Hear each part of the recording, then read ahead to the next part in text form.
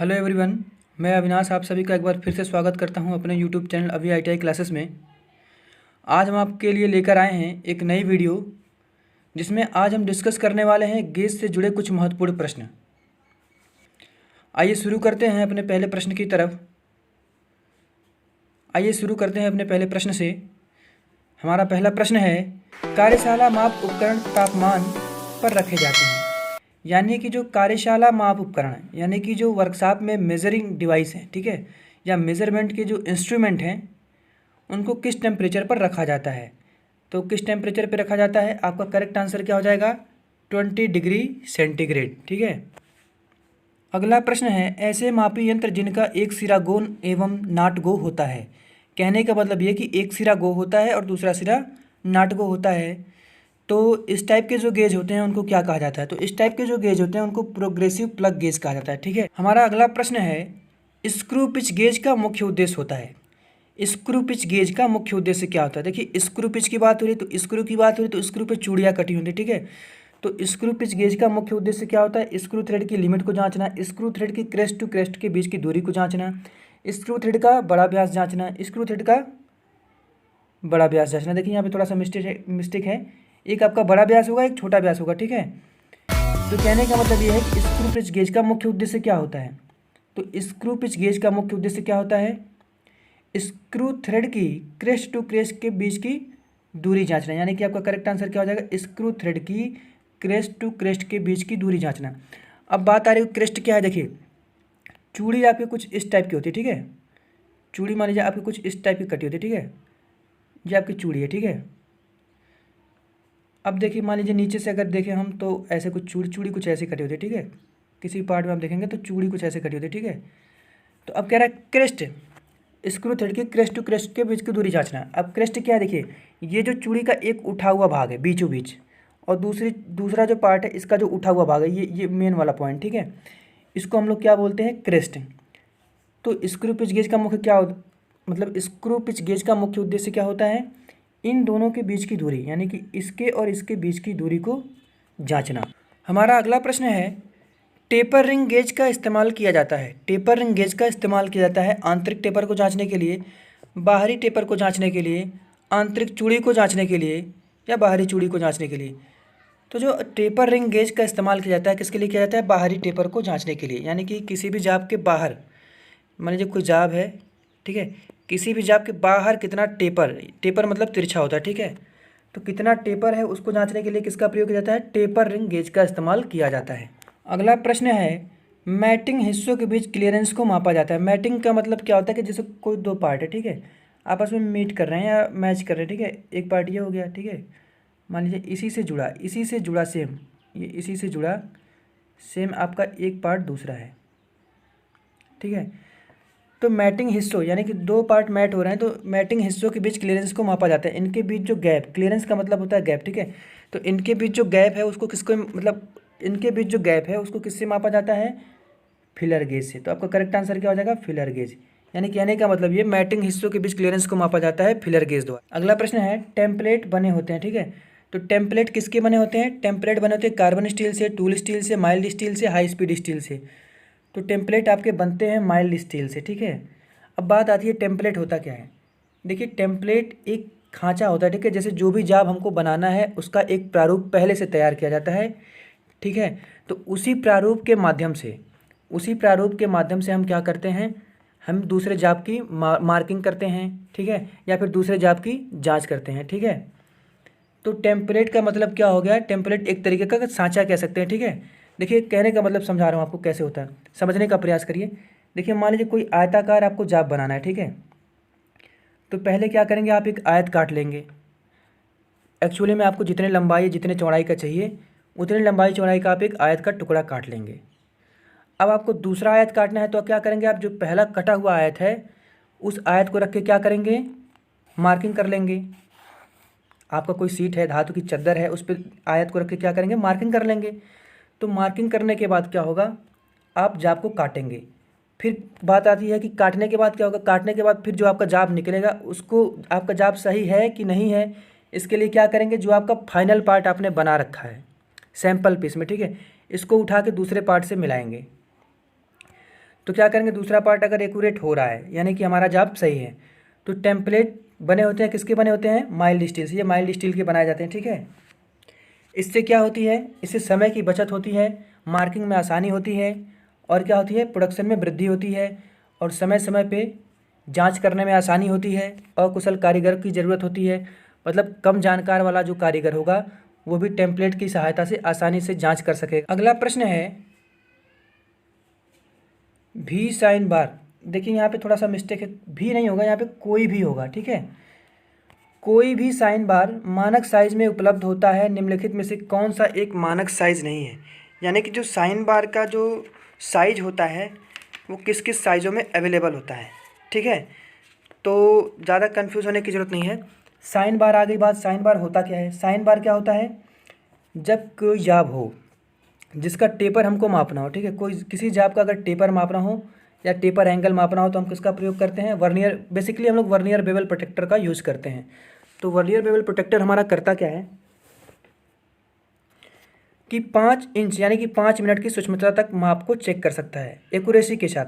लेकिन जब इससे भी ज़्यादा एक्यूरेसी में हमको जाब की टेपरता जांच करनी होती है तो हम किसका प्रयोग करते हैं, साइन बार का प्रयोग करते हैं। साइन बार क्या होता है, साइन बार एक स्टेबलाइज्ड क्रोमियम स्टील की बनी आयताकार बार होती है, ठीक है। बार मतलब एक रॉड होती है, ठीक है, एक चौकोर टाइप की बार। किसकी बनी होती है, sine bar stabilised chromium steel की बनी होती है, ठीक है। स्टेबलाइज्ड क्रोमियम स्टील की बनी होती है। साइन बार की परिशुद्धता कितनी होती है।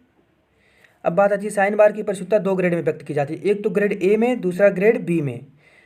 तो ग्रेड बी की जो साइन बार की शुद्धता है, परिशुद्धता है, वो कितनी होती है, 0.0002 यानी कि 0.0002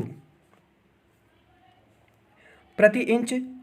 और ए टाइप का जो होता है ये आपका है बी ग्रेड का, ठीक है। फिर आपका ए ग्रेड का क्या है, ए ग्रेड में क्या है, 0.001 प्रति इंच परिशुद्धता में बने होते हैं, ठीक है। तो साइन बार जो आता है, साइन बार का काम क्या है, साइन बार का काम है जाब की टेपरता, किसी भी चीज़ की टेपरता को चेक करने के लिए अच्छी एक्यूरेसी के साथ किसका प्रयोग करते हैं, साइन बार का। कोई आपसे पूछ ले कि टेपरता जांच करने के लिए किसका प्रयोग, टेपरता या कोण जांच करने के लिए किसका प्रयोग करेंगे, तो आप कह सकते हैं कि वर्नियर बेवल प्रोटेक्टर। आपका ये भी उत्तर सही होगा। लेकिन अति परिशुद्धता के साथ अगर बात हो जाए कि अति परिशुद्धता के साथ किससे जांच किया जा सकता है, तो आपका करेक्ट आंसर क्या बनेगा, साइन बार। तो कह रहा है कि साइन बार, कोई भी साइन बार मानक साइज में उपलब्ध होता है, निम्नलिखित में से कौन सा एक साइज नहीं है। कौन सा एक साइज नहीं है, 100 mm। आपका करेक्ट आंसर क्या हो जाएगा, 100 mm। अब देखिए साइन बार कैसे काम करता है। देखिए साइन बार क्या होता है, आपको पता होगा, आपने त्रिकोणमिति पढ़ी होगी तो आपको पता होगा। त्रिकोणमिति में आता है sine theta, cos theta, tan theta, ठीक है। तो यहाँ पे साइन थीटा की बात आती है, ठीक है, इस टाइप से। इसमें क्या होता है, ये जो भुजा होती है इसको हम लोग क्या बोलते हैं, लंब, है ना। इसको क्या बोलते हैं, आधार। इसको क्या बोलते हैं, कर्ण। तो इस हिसाब से हम क्या करते हैं, साइन बार, इस हिसाब से, इस तरीके से साइन बार कार्य करता है। तो अगर हम साइन की बात करें तो साइन इज इक्वल टू क्या हो जाएगा, आप सभी को पता है कि साइन इज इक्वल टू क्या हो जाएगा,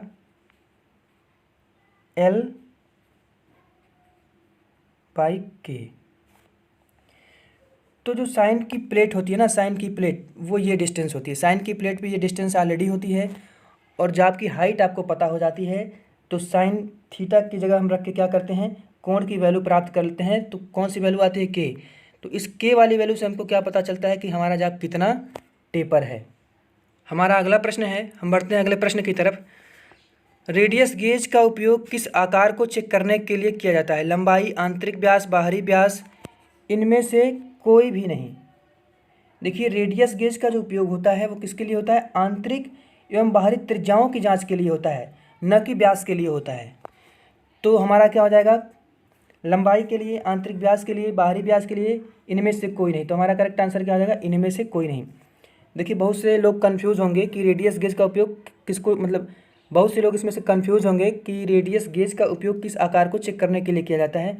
लंबाई का तो नहीं किया जाता, ये मैक्सिमम बच्चों को क्लियर होगा। लेकिन आंतरिक व्यास बाहरी व्यास की बात आएगी तो बच्चे, मैक्सिमम बच्चे यहाँ पे कंफ्यूज होंगे। वो कहेंगे कि सर आंतरिक व्यास भी मापा जाता है और बाहरी व्यास भी मापा जाता है। यहाँ पे ध्यान दीजिए कि रेडियस गेज का उपयोग किसके लिए किया जाता है? आंतरिक एवं बाहरी त्रिज्याओं को चेक करने के लिए किया जाता है, न कि व्यास को। तो हमारा करेक्ट आंसर इसमें से क्या हो जाएगा? इनमें से कोई नहीं। हमारा अगला प्रश्न है, स्क्रू पिच गेज का दूसरा नाम क्या है? स्क्रू पिच गेज का दूसरा नाम क्या है? जैसे अभी मैं ऊपर आप चर्चा कर रहा था कि स्क्रू गेज के बारे में, क्रेस्ट टू क्रेस्ट की बात, जो स्क्रू पिच था क्रेस्ट टू क्रेस्ट की बात हो रही थी। तो स्क्रू पिच गेज का दूसरा नाम क्या है? चूड़ी गेज। आपका करेक्ट आंसर क्या हो जाएगा? चूड़ी गेज। हमारा अगला प्रश्न है, डैश है से 1 मिनट की सटीकता के लिए एक घटक के कोण मापना संभव है? बेवल प्रोटेक्टर, वर्नियर कैलिपर, संयोजन सेट, स्लिप गेज तथा साइन बार। तो आपका करेक्ट आंसर क्या हो जाएगा? स्लिप गेज के साथ साइन बार। हमारा अगला प्रश्न है, एक कोण की सबसे छोटी इकाई क्या है? मैक्सिमम लोगों को ये क्वेश्चन पता होगा। एक कोण की सबसे छोटी इकाई क्या है, यानी कि कोण को सबसे छोटी से छोटी किस में मापा जा सकता है? मैक्सिमम लोगों का तो यही कहेंगे कि सर इसको डिग्री में माप लेंगे या रेडियन में माप लेंगे, ठीक है। लेकिन कोण मापने की जो सबसे छोटी इकाई होती है वो आपकी क्या होती है? सेकेंड। जैसे कि आप देख सकते हैं कि क्या होता है कि 1 डिग्री की बात की जाए तो 1 डिग्री में कितना होता है? 60 मिनट। और 1 मिनट में कितने सेकेंड होते हैं? 60 सेकेंड। तो सेकेंड क्या है? सबसे छोटी इकाई है। तो कोण को मतलब कोण की सबसे छोटी इकाई डिग्री की क्या हो जाएगी? डिग्री। अगर बात की जाए डिग्री, हम कहेंगे डिग्री, तो अगर 1 डिग्री की बात की जाए तो 1 डिग्री में कितना मिनट होता है? 60। और मिनट 60 मिनट होता है तो 1 मिनट में कितना सेकेंड होता है? 60। यानी कि 60 क्या होगी? सबसे छोटी इकाई होगी। सबसे छोटी इकाई क्या होगी? सेकेंड। तो हमारा अगला प्रश्न है, कौन सी गेज एक शाफ्ट की लंबाई की आयामी सीमा चेक करने के लिए उपयुक्त होती है? Gauge, plug gauge, ring gauge, snap gauge. तो आपका करेक्ट आंसर क्या हो जाएगा? Snap gauge. देखिए हमारा अगला प्रश्न है, साइन बार को बनाया जाता है। अभी ऊपर हमने साइन बार के बारे में काफ़ी अच्छा डिस्कस किया था। तो साइन बार को बनाया जाता है, किससे बनाया जाता है? निकल स्टील से, हाई स्पीड स्टील से, हाई कार्बन स्टील से, स्टेबलाइज्ड क्रोमियम स्टील से। तो किससे बनाया जाता है? स्टेबलाइज्ड क्रोमियम स्टील से। जिन छात्रों को आंसर पहले से पता है वे छात्र कमेंट बॉक्स में अपने आंसर जरूर बताएं। देखिए हमारा अगला प्रश्न है, ग्रेड फर्स्ट। ग्रेड फर्स्ट के नाम वाली स्लिप गेज का प्रयोग किसके लिए किया जाता है? अब बात आती है ग्रेड फर्स्ट स्लिप गेज, ठीक है। तो किसके लिए? वर्कशॉप के लिए, निरीक्षण के लिए, कैलिब्रेशन के लिए, संदर्भ के लिए। तो आपका करेक्ट आंसर जो होगा वो किसके लिए होगा? कैलिब्रेशन के लिए। किसके लिए? कैलिब्रेशन के लिए। देखिए जो आपकी स्लिप गेज होती है, स्लिप गेज की जो एक्यूरेसी होती है ना, वो ग्रेड 2 ग्रेड में होती है। एक तो ग्रेड फर्स्ट की शुद्धता होती है, दूसरा होता है ग्रेड सेकंड की शुद्धता। तो ग्रेड फर्स्ट जो होता है या वर्कशॉप ग्रेड की स्लिप गेज होते हैं, इनका अधिकतर प्रयोग टूल रूम में किया जाता है। इनका अधिकतर प्रयोग कहाँ किया जाता है? टूल रूम में किया जाता है। और ग्रेड सेकंड की जो शुद्धता होती है, ग्रेड सेकंड एक्यूरेसी, यह आम कार्यों के लिए वर्कशॉप में प्रयोग की जाती है। इनकी परिशुद्धता ±0.45 माइक्रोन मीटर से ±8.00 माइक्रोन तक होता है। हमारा अगला प्रश्न है, मास्टर गेज होता है। मास्टर गेज क्या होता है? मास्टर के द्वारा प्रयोग किया जाता है। बिल्कुल गलत। एक मानक गेज होता है जिसका प्रयोग किसी भी शॉप के अंदर गेजों की परिशुद्धता को मापने के लिए किया जाता है। बिल्कुल करेक्ट। एक मानक गेज होता है यानी कि एक स्टैंडर्ड गेज होता है जिसका प्रयोग किसी भी शॉप यानी कोई भी वर्कशॉप हो उसके अंदर जो गेजों की एक्यूरेसी, जितने वास्तव में गेज होते हैं, गेजों की एक्यूरेसी मापने के लिए क्या किया जाता है? प्रयोग किया जाता है। किसका? मास्टर गेज का। तो आपका करेक्ट आंसर क्या हो जाएगा? एक मानक गेज होता है जिसका प्रयोग किसी शॉप के अंदर गेजों की परिशुद्धता को मापने के लिए किया जाता है। हमारा अगला प्रश्न है, स्ट्रेटनेस। स्ट्रेट मतलब होता है सीधा। स्ट्रेटनेस या सीधाई की जांच किसके द्वारा की जाती है? तो किसके द्वारा की जाती है जांच जो होती है? साइन बार के द्वारा। तो टेपर चेक किया जाता है। स्लिप गेज क्या होता है कि स्लिप गेज के हिसाब से स्लिप गेज क्या होता है? गेजों का एक्यूरेसी चेक किया जाता है। हाइट गेज से क्या होता है? किसी भी चीज़ की डेप्थनेस चेक की जाती है। डेप्थ चेक की जाती है। तो बात आ गई कि स्ट्रेटनेस यानी कि सीधाई किससे जांच की जाएगी? स्पिरिट लेवल से। आपका करेक्ट आंसर क्या हो जाएगा? Spirit level. हमारा अगला प्रश्न है, बोरिंग प्रक्रिया किसके लिए की जाती है? बोरिंग प्रक्रिया किसके लिए की जाती है? एक होल बनाने के लिए, चूड़ी बनाने के लिए, एक होल को बड़ा करने के लिए, उपरोक्त सभी। तो देखिए आपने सुना होगा एक ऑपरेशन का नाम जिसको हम लोग बोलते हैं ड्रिलिंग। ड्रिलिंग कौन सा ऑपरेशन है? ड्रिलिंग का मतलब होता है कि कोई भी प्लेट है, ठीक है, तो कोई भी प्लेट या कोई भी जाब है, जरूरी नहीं कि प्लेट ही हो, कोई भी जाब हो तो जाब पे जो पहला सा होल किया जाता है, यानी जो पहली बार होल किया जाता है, उसको किसके माध्यम से किया जाता है? ड्रिल के माध्यम से, ठीक है। तो ड्रिल टूल के द्वारा जो पहला होल बनाया जाता है उसको हम लोग बोलते हैं, क्या बोलते हैं? होल बोलते हैं, सिंपल भाषा में होल बोलते हैं, ठीक है। तो बोरिंग क्या है? जो पहले से होल है, जो ऑलरेडी होल है, ठीक है। अगर ये जो होल है इसको हमें चौड़ा करना है, ठीक है। इसी होल को अगर हमें चौड़ा करना है, पहले से बने होल को अगर चौड़ा करना है, क्या करना है? पहले से बने होल को अगर चौड़ा करना है तो ये प्रोसीजर क्या कहलाता है? बोरिंग। तो आपका करेक्ट आंसर क्या आ जाएगा? एक होल बनाने के लिए, चूड़ी बनाने के लिए, एक होल को बड़ा करने के लिए। तो आपका करेक्ट आंसर क्या हो जाएगा? एक होल को बड़ा करने के लिए, एक होल को बड़ा करने के लिए। देखिए हमारा अगला प्रश्न है, शीट धातु की मोटाई को किस गेज के द्वारा मापा जाता है? यानी कि शीट धातु की मोटाई, यानी कि जो आपकी धातु की चद्दर होती है वो किसके द्वारा मापी जाती है? Snap gauge, filler gauge, wire gauge, उपरोक्त में से कोई नहीं। तो आपका करेक्ट आंसर क्या हो जाएगा? Wire gauge. वायर गेज से क्या किया जाता है कि शीट के धातु जो होती है, शीट की धातु या शीट की जो चद्दर होती है उसकी मोटाई मापी जाती है कि शीट कितने में मोटी है। साथ ही साथ क्या की जाती है? तारों की मोटाई, यानी तारों का जो व्यास है, वो तारों की जो मोटाई होती है ना, गोलाई, वो कितनी है, वो भी किसके द्वारा जांची जाती है? वायर गेज के द्वारा मतलब मापी जाती है। देखिए वायर गेज में क्या है कि इसमें एक गोलाकार डिस्क होती है, ऐसे एक गोलाकार डिस्क होगी, डिस्क में ऐसे ऐसे खांचे कटे होंगे, ठीक है। इस टाइप से पूरा कंटिन्यूअस कटे होते हैं, मैं हाथ से बन नहीं पा रहा है मतलब उतना एक्यूरेसी इसमें। तो ऐसे एक्यूरेसी से सब में साइज़ कटे होते हैं, ठीक है। सभी पे साइज़ लिखा होता है कि 1 mm, 2 mm, 3 mm, 4 mm, 5 mm, 6 mm, ठीक है। ऐसे कंटिन्यूअस साइज़ लिखे होते हैं, पॉइंट से भी लिखे होते हैं, ठीक है, 0 से शुरू होते हैं, ठीक है। तो क्या होता है? शीट धातु की मोटाई को किस गेज से मापा जाता है? वायर गेज से। या फिर तारों की मोटाई पूछ ली जाए, तारों की मोटाई किससे मापी जाती है? वायर गेज से। वायर गेज कितने से कितने तक माप सकता है? वायर गेज 0 पॉइंट कितना? 0 पॉइंट, वायर गेज 0.125 mm से लेकर 8 mm तक की मोटाई की चद्दर को शुद्धता से माप सकता है, और 8 mm मोटी वायर को भी शुद्धता से, यानी कि 0.125 mm मोटी जो तार होती है या धातु की चद्दर होती है से लेकर 8 mm तक की मोटाई तक को ये गेज माप सकता है। तो धातु की मोटाई को किस गेज के द्वारा मापा जाता है? करेक्ट आंसर क्या हो जाएगा? Wire gauge. हमारा अगला प्रश्न है, छेद किसके द्वारा जांच की जाती है? देखिए छेद क्या होता है? जैसे जो होल हो गया है, ठीक है, मान लीजिए ये होल है, होल को जांचने के लिए किसका प्रयोग किया जाता है? किस प्रकार की गेज का प्रयोग किया जाता है? Plug gauge, filler gauge, snap gauge, slip gauge. तो छेद मतलब ये होल, ठीक है, मान लीजिए ये होल है कोई, ठीक है, इसको किस गेज के द्वारा जांच किया जाएगा? Plug gauge, filler gauge, snap gauge. अब देखिए बात आती है क्या कि फिलर गेज, देखिए फिलर गेज क्या होता है? फिलर गेज क्या होता है आपका? अभी ऊपर डिस्कस किया गया था। फिलर गेज क्या होता है? दो पार्टों के बीच गैप को चेक करता है।